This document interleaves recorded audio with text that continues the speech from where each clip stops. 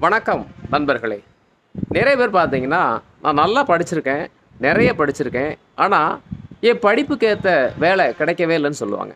இன்னும் சில பேர் பார்த்தீங்கன்னா, எங்க அப்பாவோட சொந்த தொழில நான் பார்த்துட்டுருக்கேன். என்கிட்ட நிறைய பணம் இருக்கு. ஆனா, அந்த பணத்த நிர்வாகம் பண்ணக்கூடிய படிப்ப நான் படிக்கவே இல்ல அப்படின்னு சொல்லுவாங்க. இன்னும் சிலர் பார்த்தீங்கன்னா, எனக்கு நல்லா விளையாட தெரியும். ஆனா, எனக்கு நல்ல நல்ல அணிகள்ல விளையாடுறதுக்கான வாய்ப்பே கிடைக்கலன்னு சொல்லுவாங்க. இன்னும் சிலர் பார்த்தீங்கன்னா, எனக்கு நல்லா பேசத் தெரியும். ஆனா, அந்த பேசுற அளவுக்கு எனக்கு மேடை கிடைக்கவே இல்லன்னு சொல்லுவாங்க. இன்னும் உயர் பொறுப்புகள்ல இருக்கவங்கள பார்த்தீங்கன்னா, நிறைய மீட்டிங்ல என்ன கூப்பிடுறாங்க. ஆனா, எனக்கு பேசவே தெரியலன்னு சொல்லுவாங்க. இப்படி எல்லாருக்குமே ஏதாவது ஒரு குறை இருக்கத்தான் செய்யும். ஒண்ணு இருந்தா இன்னொன்னு இருக்காது.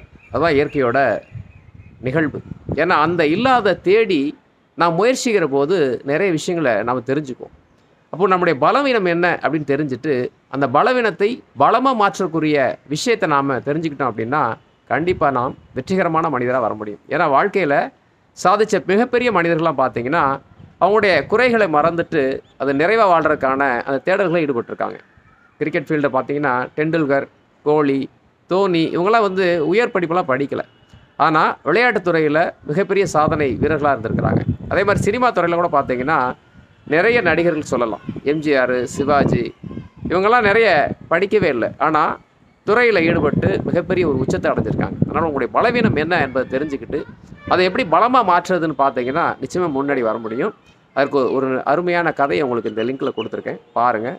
நிறைய விஷயம் உங்களுக்கு புரியும். அடுத்த பதிவில் சந்திக்கலாம். நன்றி.